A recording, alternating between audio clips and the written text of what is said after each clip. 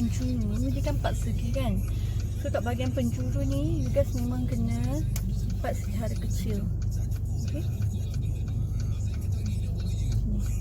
Cukup-cukup awning aja. Okay, kenapa saya cakap kena cukup-cukup awning? Sebab dia tak jarang. So kalau dia selapis pun, dia, biasa kan orang kan double kan, untuk jadikan bawal, untuk jadikan dia awning bawal. Tapi kalau dia selapis saja pun no problem, sebab dia memang tak jarang. Okay. So kalau macam ni, so itu basic dulu lah.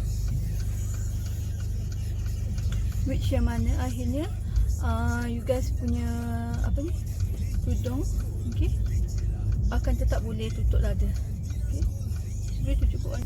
Okay, yang biasanya saya cakap kan cukup sampai sini kan, tapi ni lipat lagi kecil sampai sini, sampai orang panggil kejong macam ni. Okay, duduk ni, masukkan dalam mak gedung ni, biasa pakai ni naik lah.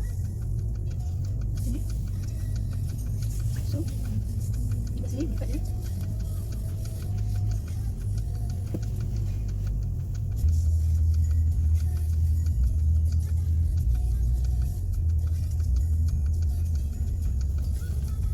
Dia sangat-sangat tajam. Okay.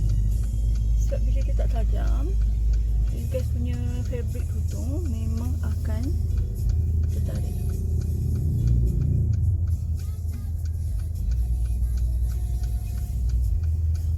So, dah siap. Okay, dia labur depan. Dia memang boleh tutup dada. Okay. Saya tak tahu nak ambil sini. Tutup belakang pun labu juga. Dia kan labu juga. Sorry sebab iskilan operator.